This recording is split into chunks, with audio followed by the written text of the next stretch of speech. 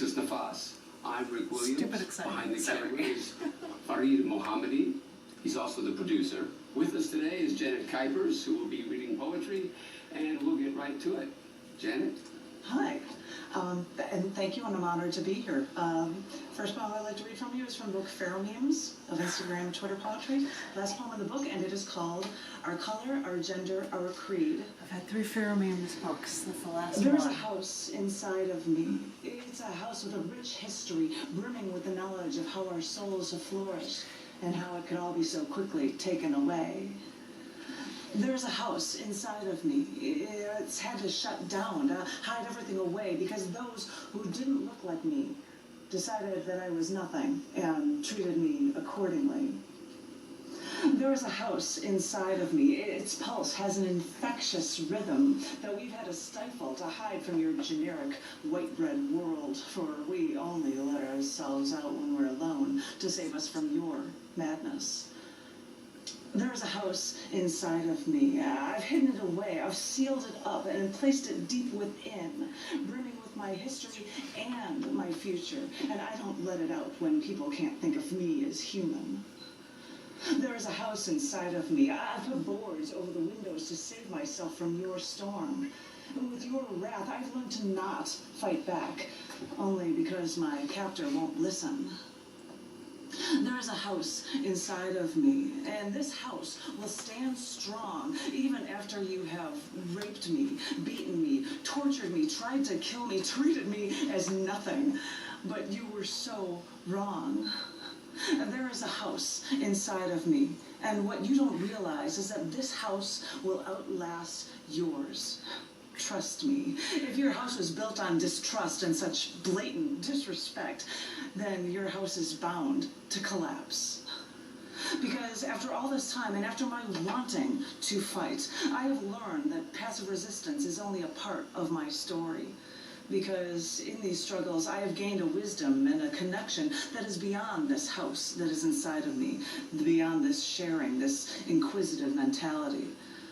So I want you to remember, this house is a symbol for all of those like me, and for those not like me too.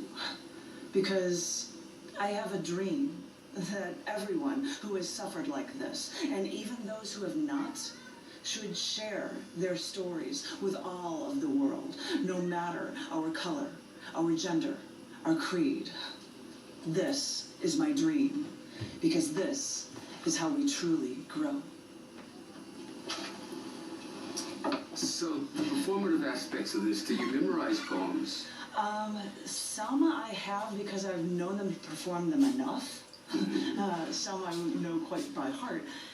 Oftentimes, because I've been writing so much, in fact, this year I decided to write a poem a day for every day of the year, which was why one of the books that this last poem was also in is Every Event of the Year. This is volume 1, January through June, because that was written on Martin Luther King Jr. Day. And I said, it was such a good poem, I had to put it in both of these books. So, because I've got so much material, it is likely that I'm not going to have everything memorized, right. But when I get used to reading pieces and comfortable with them enough, they become so second nature to me that I could just rattle them off. So how old is this poem? This poem I wrote on Martin Luther King Jr. Day this year, January 20th, thereabouts, whatever it was for 2019.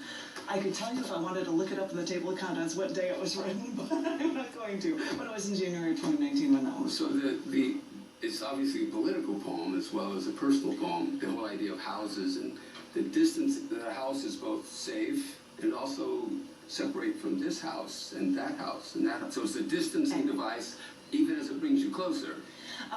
It was bringing in the notion of a place where people come together, or something where you keep all your treasured valuables, or a place that you don't feel safe. I've had to board it up and hide it away, or I put boards over it because of your storm. Well, you were already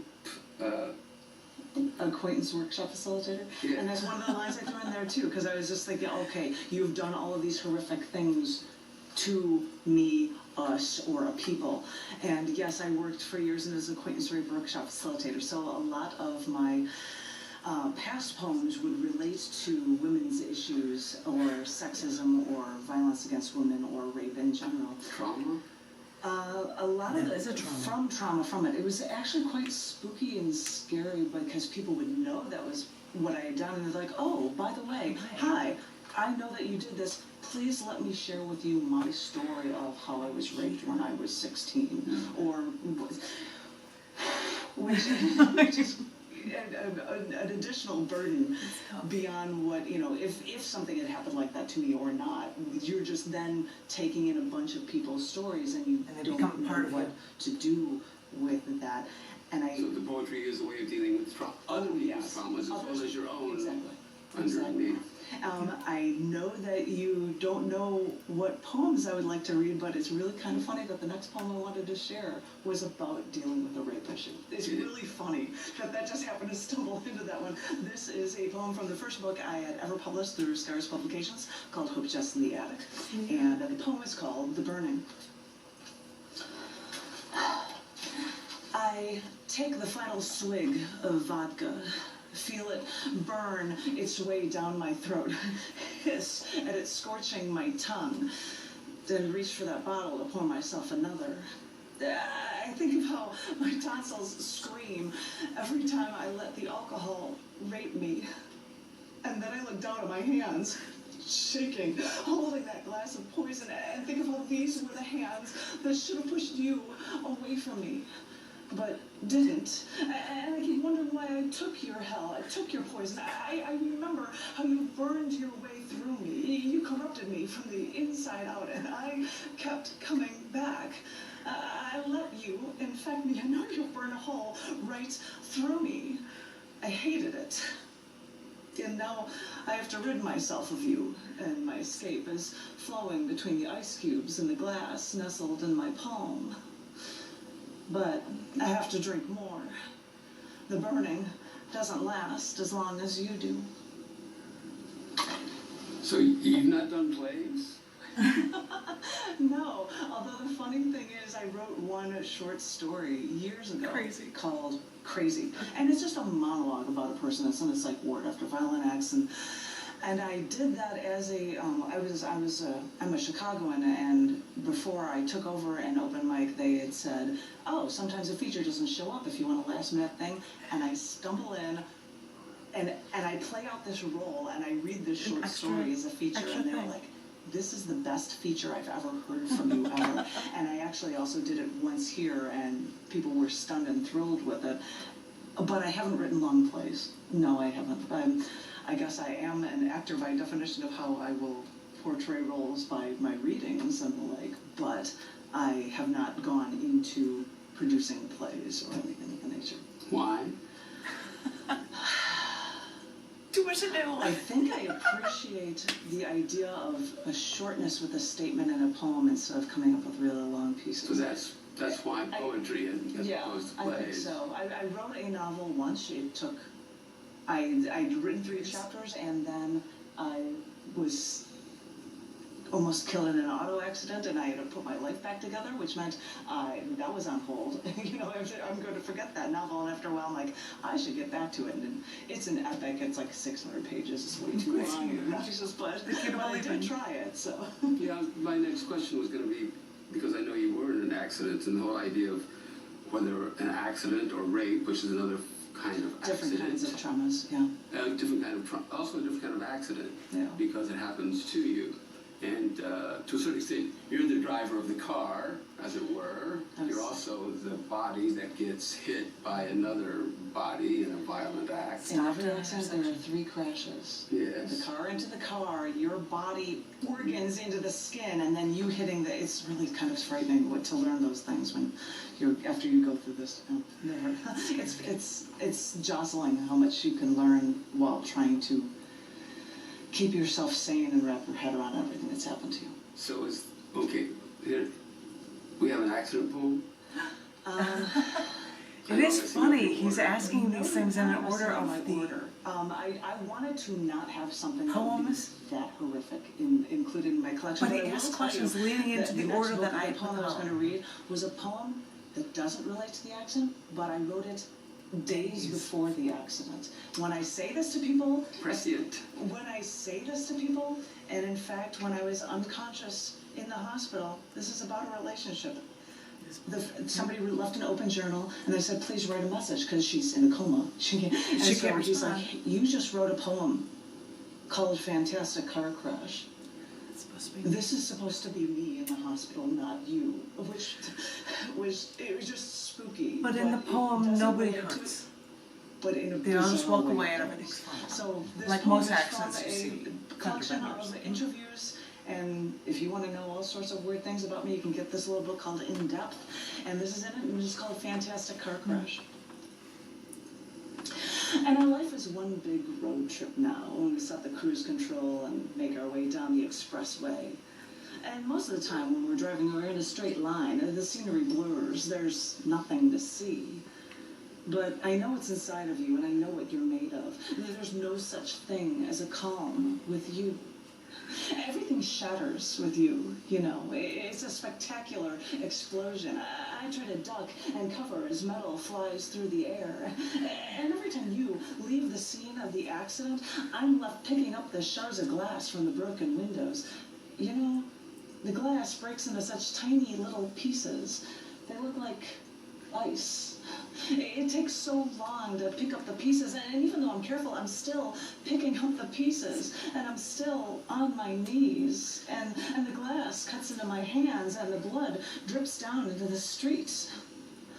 Think of it as my contribution to this fantastic car crash that is you, that is me, that is us, as I pull the glass from my hands and wave my hand to the line of traffic. Go on. Keep driving. This happens all the time. There's nothing to see here. Happens all the time. So when did poetry happen to you? First poem I ever wrote, I was 9 for a class. And it's one of the few that I will admit to that rhymes. Yes. And it was fun, and I tried to continue writing in high school and tried to rhyme more, but I found that by doing that I was not able to get a message across because I was working too hard on trying to come up with a rhyme to match lines.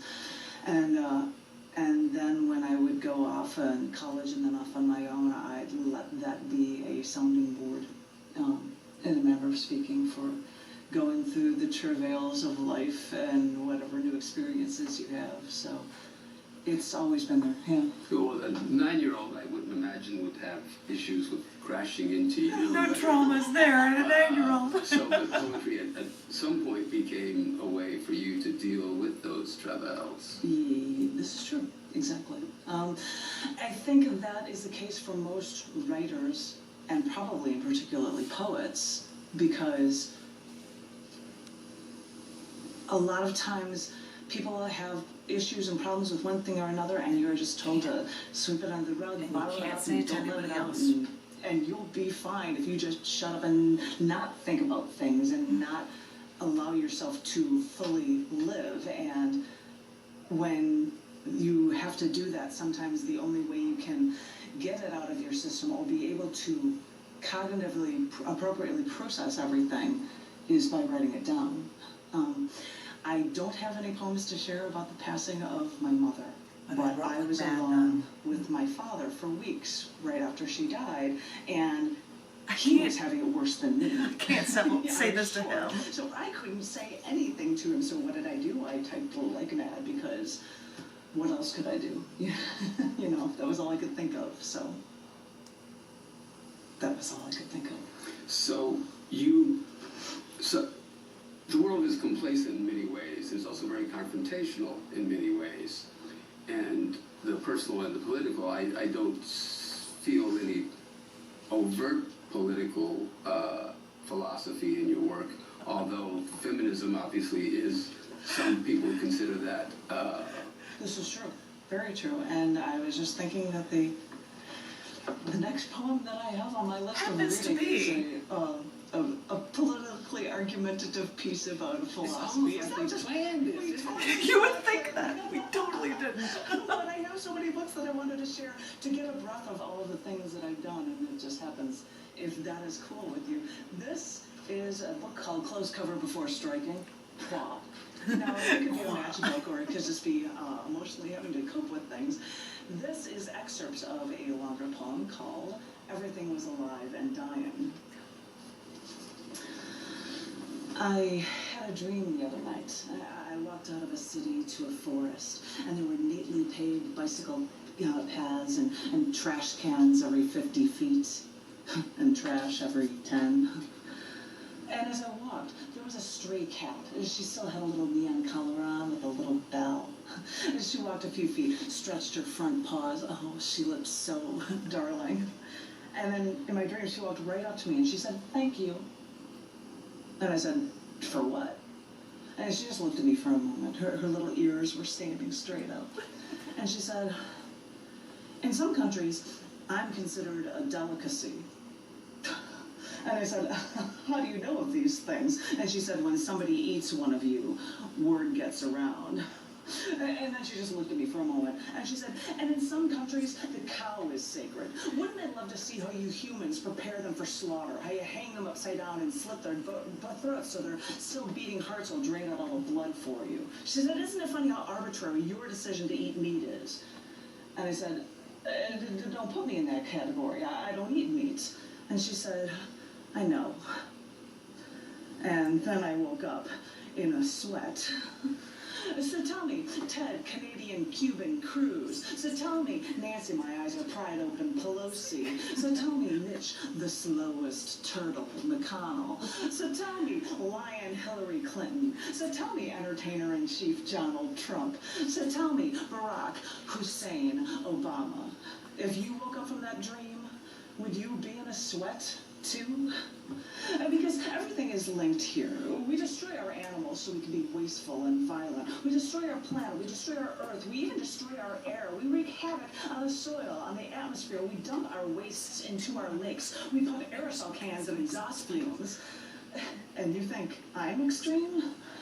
And I'm just beginning to think that we just keep doing it because we don't know how to stop. And deep inside, we feel the pain of all that we've killed, and we try to control it by popping a chemical-filled painkiller. And then we live through the guilt by taking caffeine, nicotine, morphine, and we keep ourselves thin with saccharin, and we keep ourselves sane with our alcohol poisoning.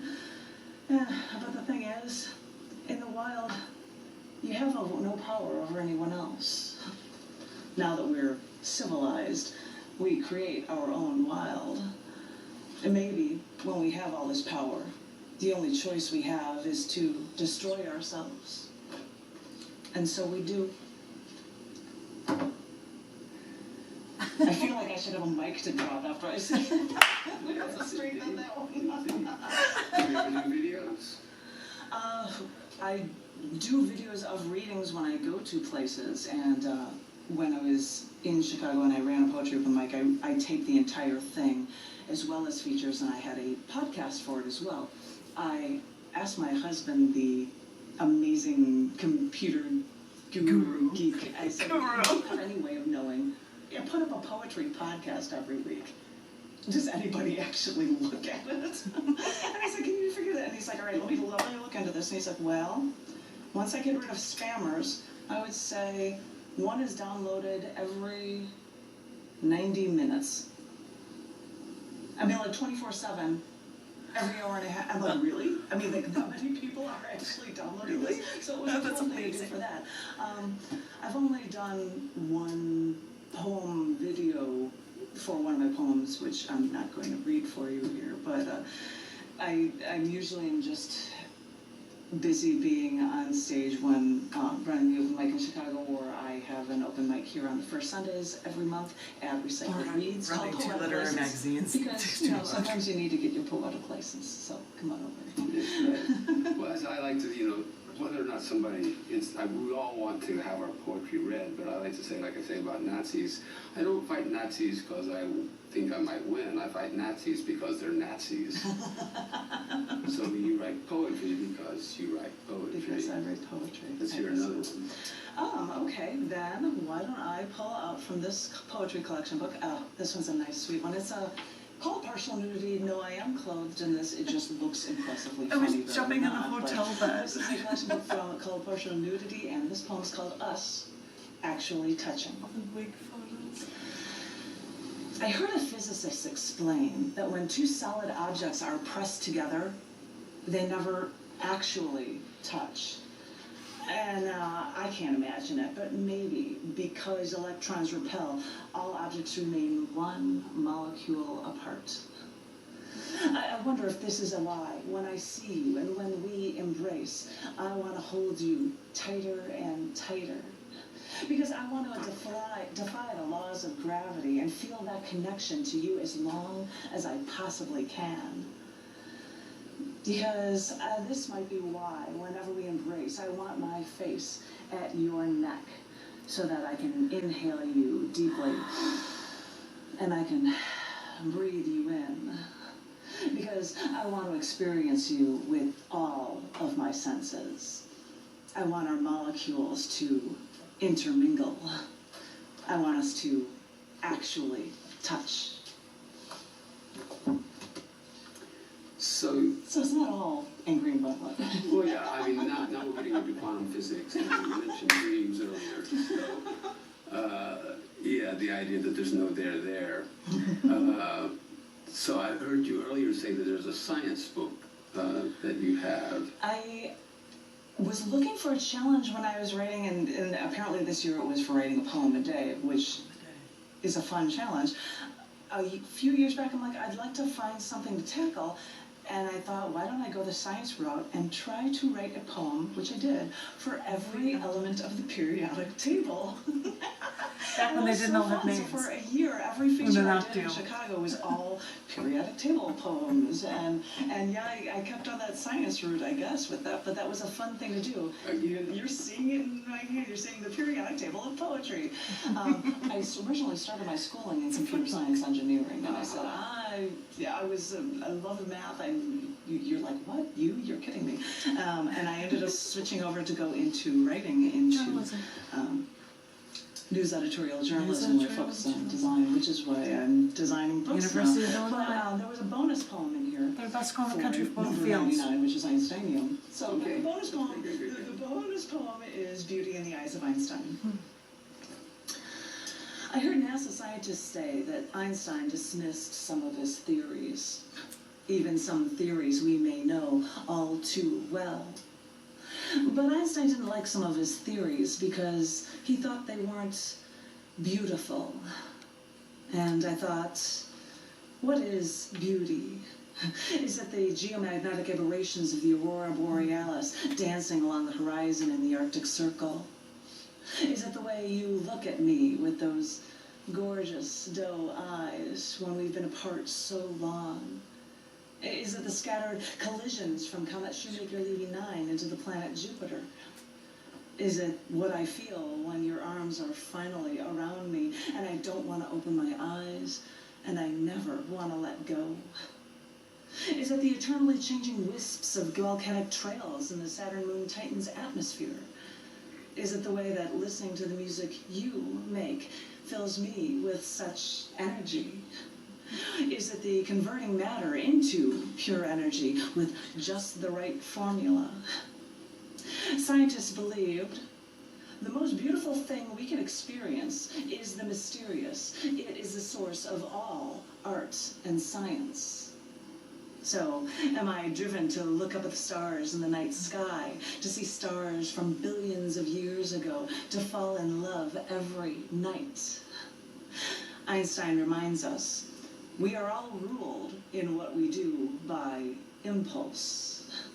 So, is it how on impulse I move a bit closer to you so I can feel the heat from your body so close to mine? We ask, what is beauty?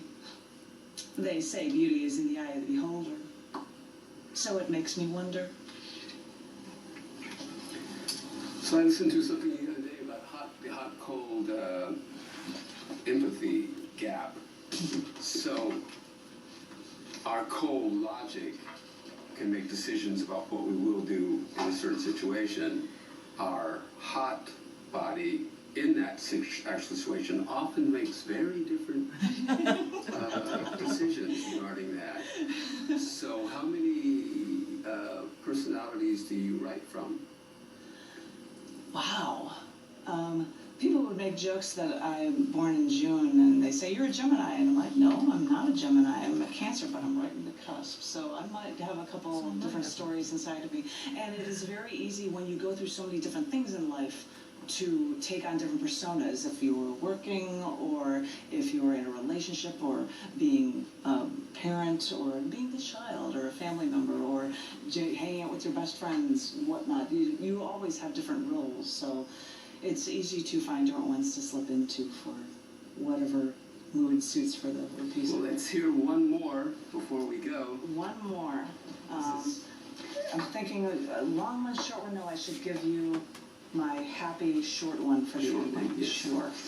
This is from the book Contents Under Pressure. Contents Under Pressure. And it is called And I'm Wondering. I'm wondering if there's something chemical that brings people together, something that brings people to their knees, something that sucks them in. And I'm wondering if you're sensing what I'm sensing. Is it just me? Am I making it all up in my head? Or when I glance up and I catch your eyes, well, are you actually staring at me? And I'm wondering if we can work out this time, if we'd have one of those relationships that no one ever doubts, because we know we'll always be in love. And I'm wondering if you'd find my neurotic pet peeves charming, like how I hate it when somebody touches my belly because I'm so self-conscious. And I'm wondering why you had to tell me when we happened to be sitting next to each other that the fact that our legs were almost touching was making your heart race. And I'm wondering why I felt the need to take your cigarette and inhale, exhale, while the filter was still warm from your lips, there just seconds before.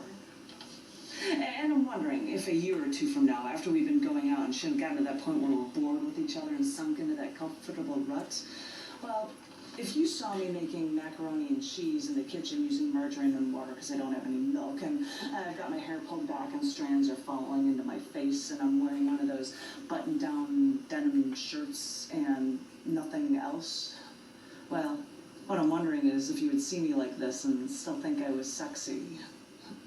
Well, when I glance up and I catch your eyes from across the room, or when I see your eyes dart away, when I feel this chemical reaction, well, what I'm wondering is, do you feel it too? So, Janet Kuypers, where can we find you on the interweb? On the interwebs, Janet Kuypers, Kuypers. You can just search for me on Amazon. You will find all of these books because I run 2 literary magazines and there are books coming out all the time. Find my name online or what I run with Scars Publications, which is Scars, SCARS.TV. And you can find everything out about all those things, including my writing. Perfect. Thank you. Well, thank you. You've been watching Texas Nafas with Janet Kuypers. I'm Rick Williams, your guest host. Behind the camera is Farid Mohammadi. You can catch this action on channel 16 or 10 at the first day of the month on about 9:30. Right now. If you don't know how to get there, go to texasnafas.org or call Access TV in Austin. Thanks. See ya. That's awesome. Yay! This project is funded and supported in part by the I was on City of TV for a half Austin, hour. the Economic Development That's pretty Department, cool. Cultural I'm Arts sorry, that Division, just is. believing Sorry. in investment in the arts as an investment in Austin's future. Visit Austin It's cool to say you've got a whole Austin.com. half-hour show dedicated to interviewing you and reading poetry. I mean, I've read poems on television before, but I've never had a whole show, so that's kind of